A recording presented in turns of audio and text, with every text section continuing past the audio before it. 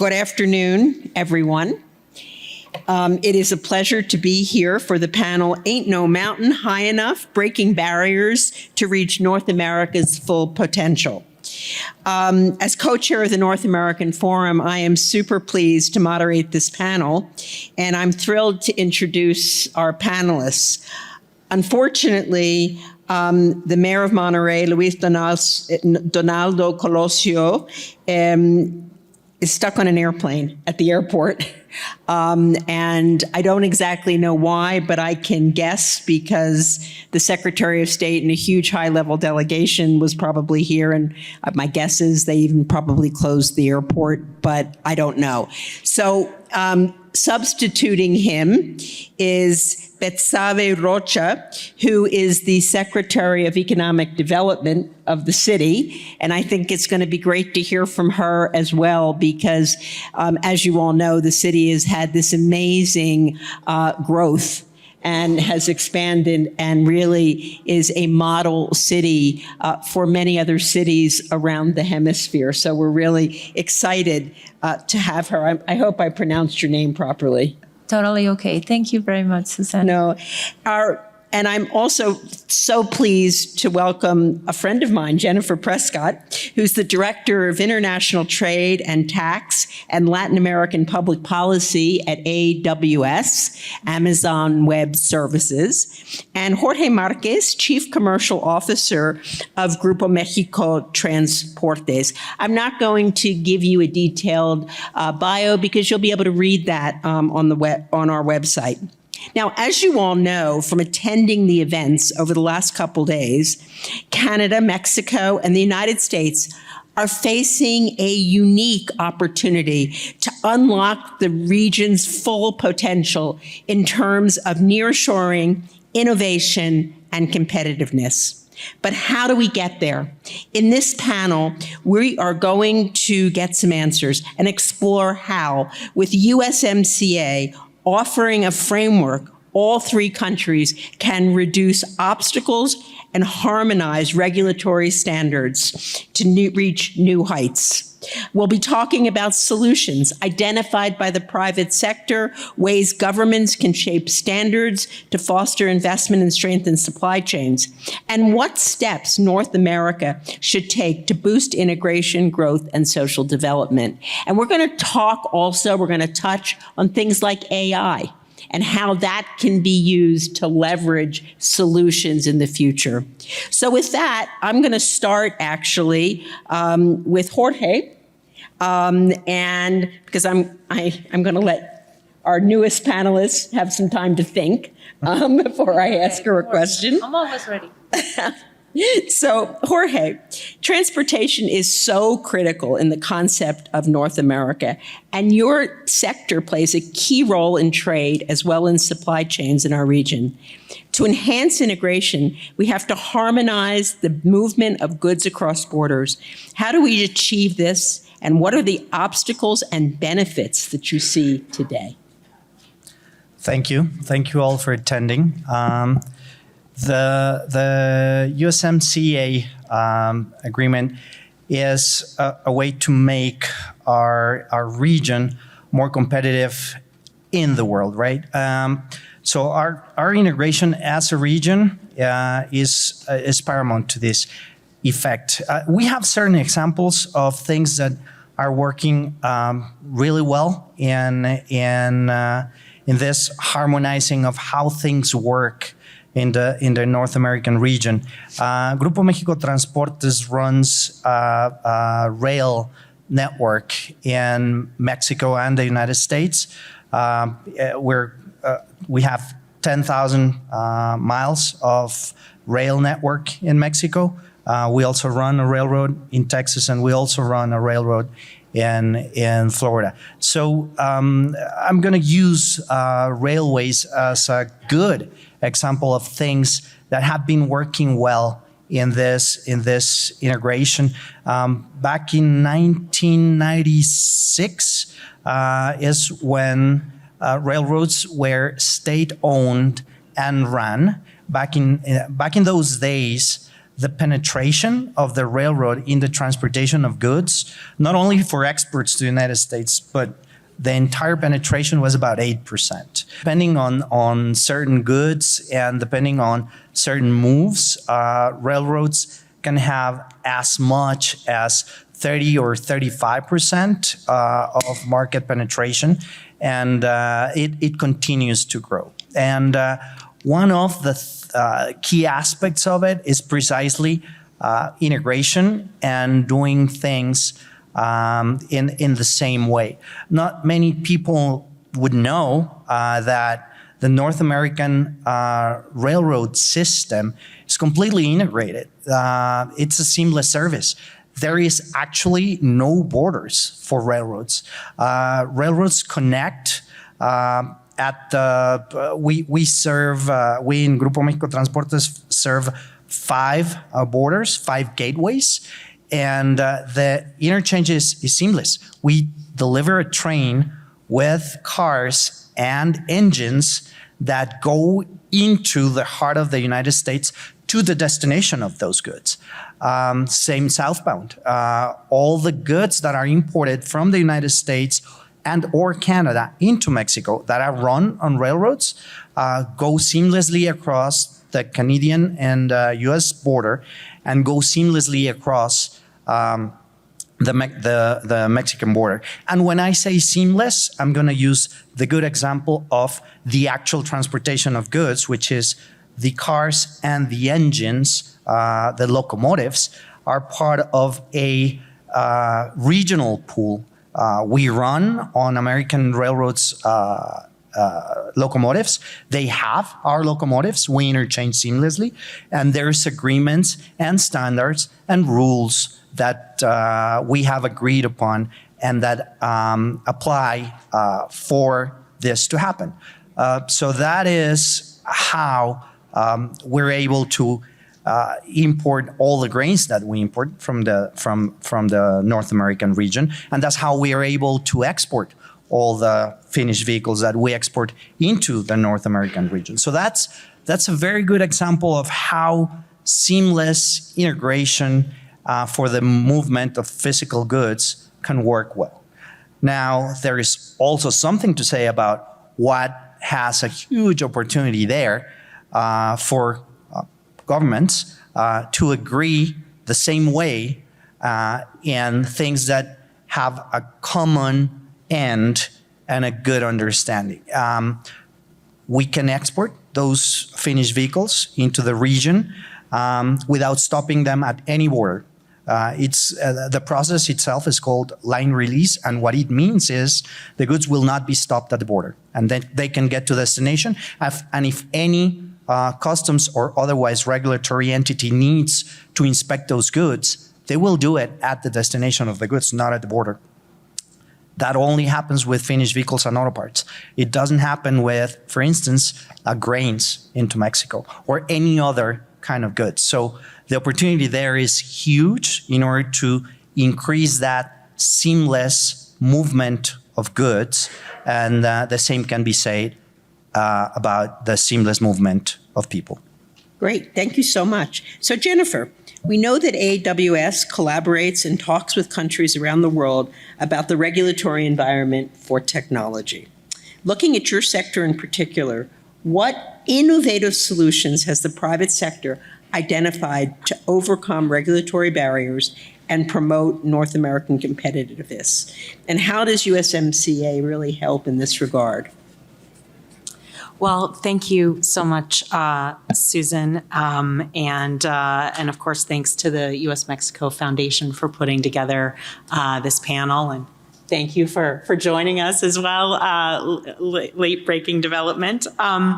So, you know, I think that there are some real opportunities at this critical moment, as you pointed out, for the hemisphere. And you know, there's been a lot of talk recently about the sort of the revolution of artificial intelligence and machine learning, and you know how that might fit into how we're thinking about the North American economy and leveraging technology.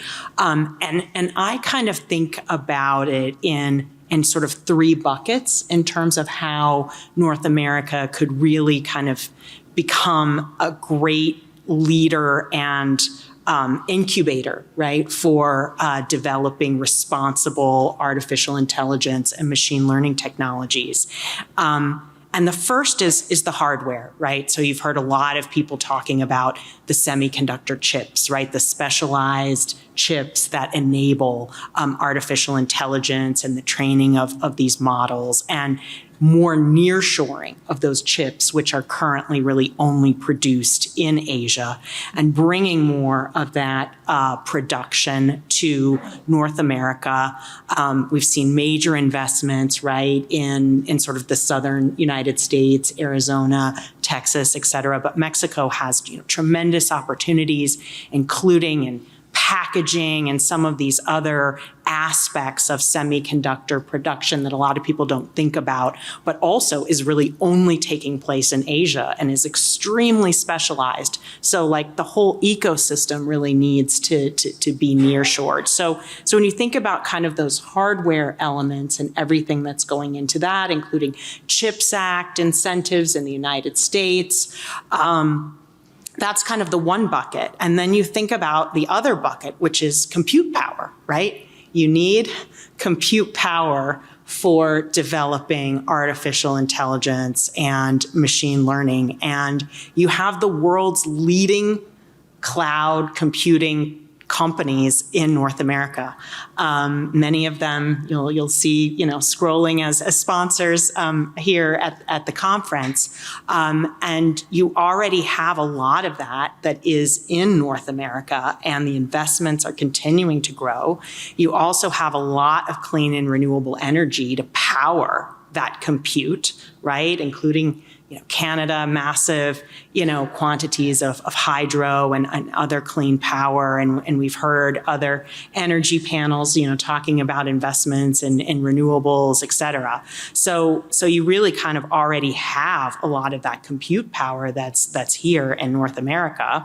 And then the third bucket is the sort of policy regulatory framework that you need to promote responsible AI and to enable all that innovation to take place and to not stifle it, right? Because, the knee-jerk reaction by some governments is, oh, we don't really know what this is, so let's regulate it, as opposed to let's really try to understand what this technology is, how we can leverage it to the benefit of society and economic development, and everything from healthcare to, I think there's a whole conversation that we could have around like sort of customs modernization, right?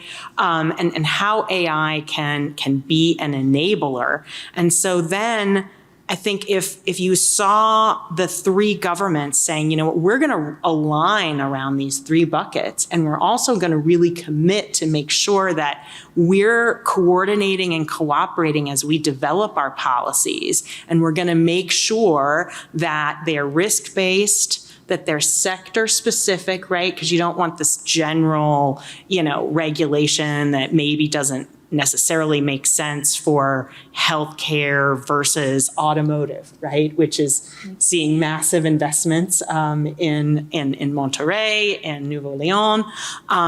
So it may, it needs to be sector specific as well, and that we're really going to embrace partnerships with the leading AI developing companies. And you saw this at the White House a few weeks ago, where President Biden had our company, Amazon, as well as Google and others represented here, agreeing to a set of principles for how we're going to develop this technology to ensure that it is responsible, that it is fair and non-biased, that there's explainability, and of course there are protections for privacy and security. Thank you very much. And I think we'll come back to that because I think this is a really interesting topic. So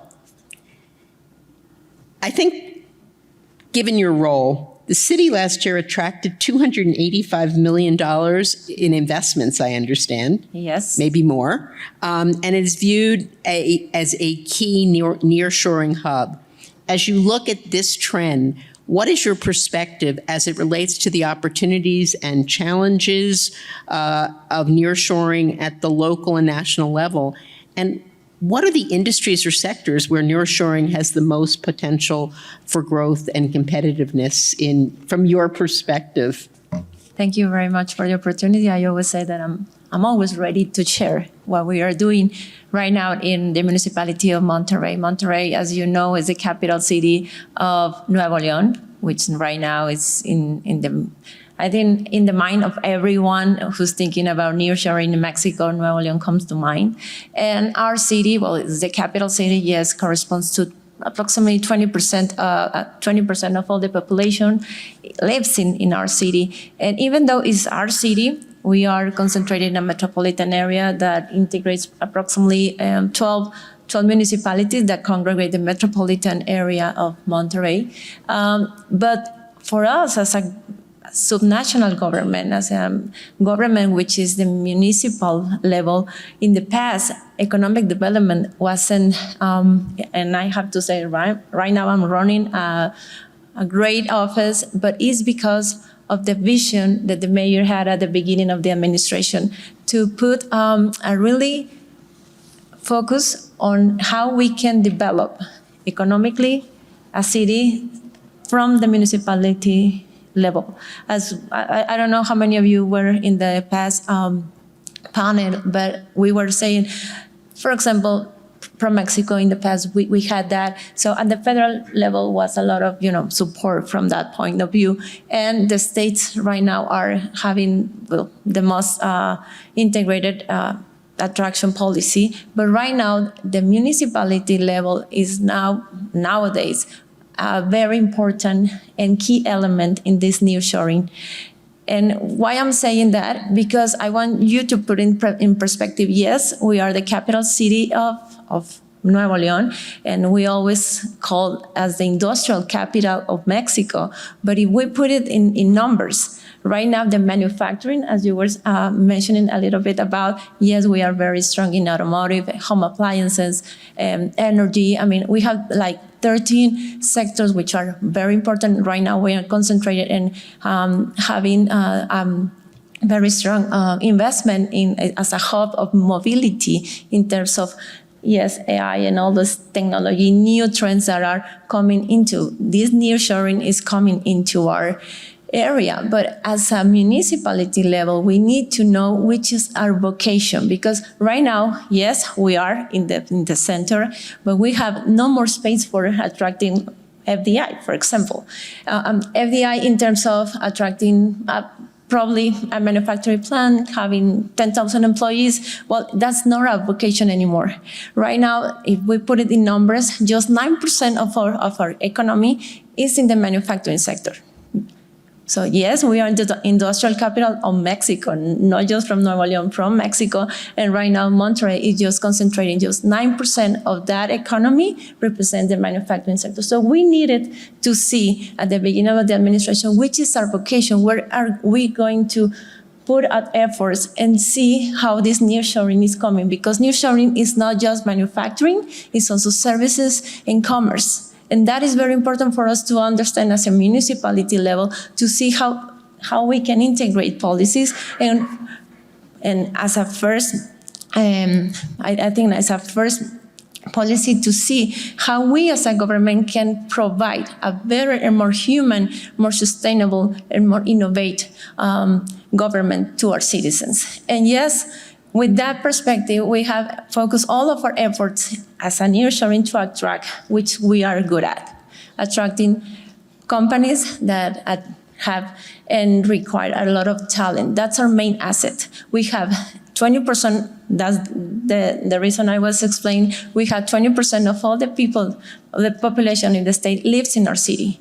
So that is, and we have a very good educational hub. So that is our main asset. That is our main strategic competitive advantage, as I can say, our talent. So the companies that we are attracting, yes, are the ones that are providing services to these big, huge companies, manufacturing companies, providing automation and technology, well, everything that has to do with software, information technology, AI, all those are the companies that we are looking to attract. And just to give an example, yes, as a whole, as a state, we need to look forward. I think this panel shows very good the three main assets that we need to foster and to help to have implemented more policies to be attractive to foreign direct investments. For example, one is infrastructure.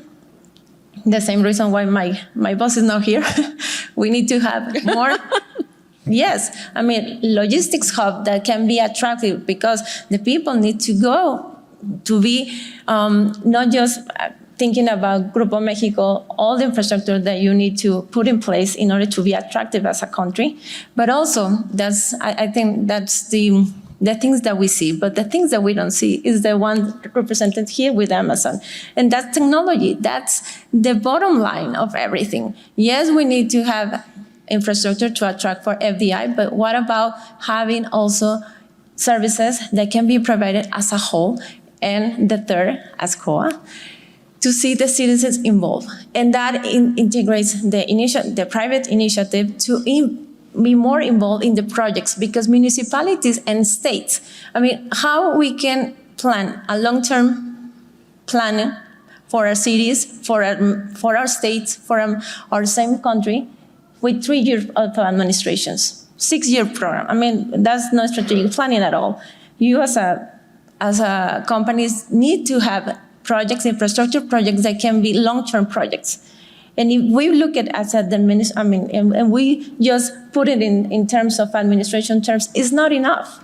We need to put everything together in order to be attractive, yes, for more direct investment, but also to have the bridges in place for everyone to be part of this new development, because it's not it's not just going to rely in what the municipal, state, or federal government is doing, but how we as a society is going to, everyone in our, probably not in our company, in every area that we are now involved in this nearshoring, how we are going to take advantage of what it was been coming into Mexico, and also for our region, because we don't see just having Mexico as a whole attracting the FDI for the nearshoring, but we see it as a region. I mean, we are as a state, it will be pointless to see just a political intervention in our region if we don't consider, for example, Texas, which is our neighbor. So it's not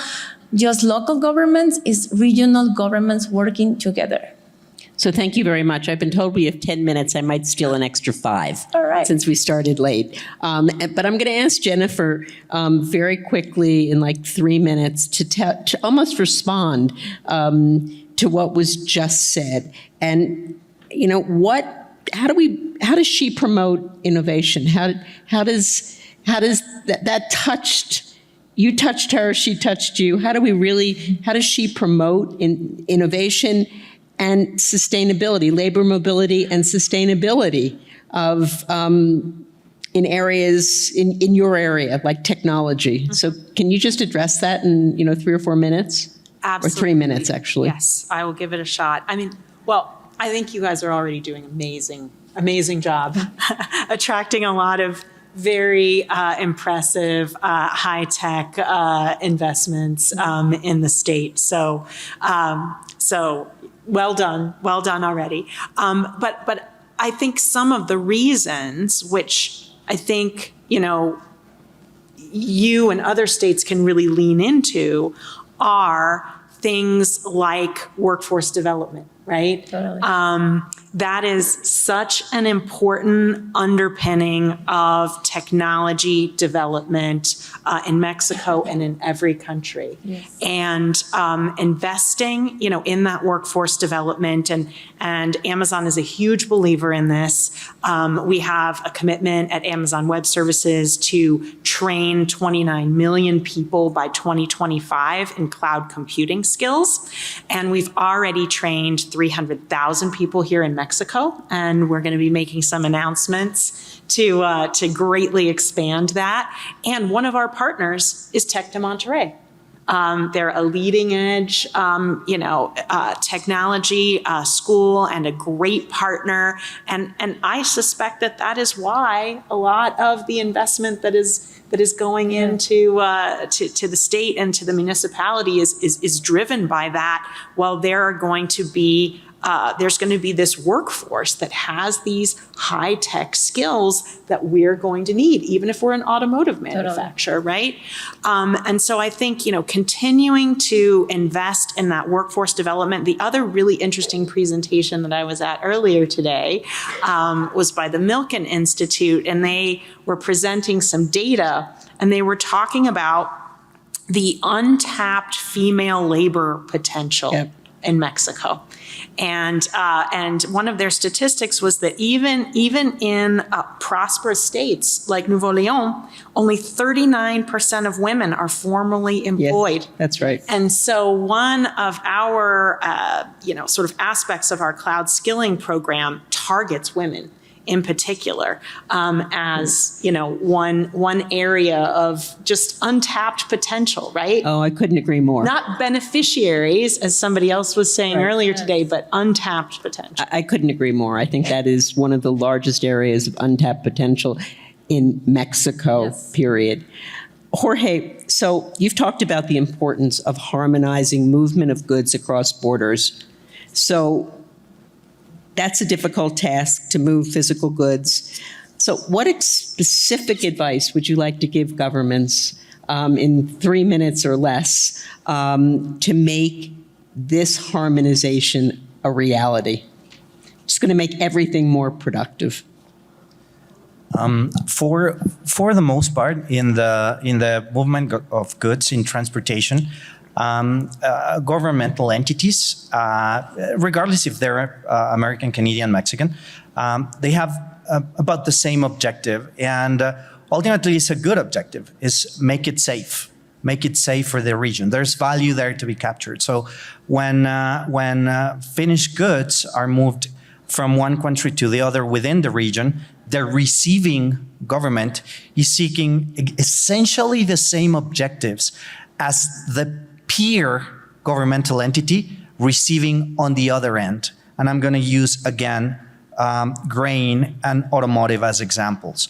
The governmental entities checking for Mexico the import of grain from the United States and Canada are essentially looking for the same things that the governmental entities in the United States and Canada are looking for when we're exporting finished vehicles into the region, which is making them safe. Now, they have several definitions of what safe and safety means, and therein lies the harmonization.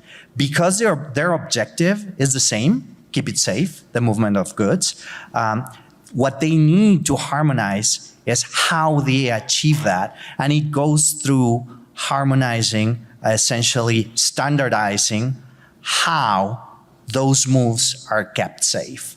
And it can be done because, like I mentioned, there are certain goods that are moved transparently in the region, and there are certain others that are stopped. Now, there is an inherent value on that harmonization, because if, again, we go to the initial concept of what we're all looking for here is make this region the most competitive in the world, right? There has got to be an objective of creating value, being the most efficient. So if this harmonization happens and these governmental entities share the same ways of doing things, then you're just one step away of sharing the location where that happens. And it doesn't have to happen at the border. It needs to happen wherever is the most efficient. The most efficient to reduce cost and to increase value. And there you will find that the main objective, which is do it safer, will also not be at borders.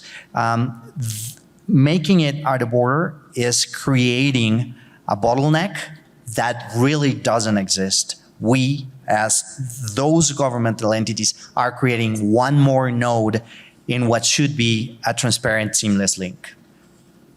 Thank you. So, yeah, please respond. Closing remarks. Yes, we understand that competitiveness is in understanding our vocation. That's the reason we are investing a lot in programming, a lot of in our people in terms of high added value. That's the reason we need to talk more, because right now our programs are mainly focused to women and to IT technologies. That's the reason we have a lot of programs in place right now that is helping women probably right now are not involved in the formality, and through this skilling, upskilling, reskilling, they are having a new opportunity, and we need that talent. That's one of the remarks. And the second one is just as a closing, yes, we do have a lot of multinational companies, but as I mentioned, we do have 99.4% that are SMEs, which are non-multinational, that are local companies that need a lot of support from the government. And just my bottom point is, out of those, just 3% uses technology. Probably all of them have somehow an intelligent equipment, probably a cell phone or a computer.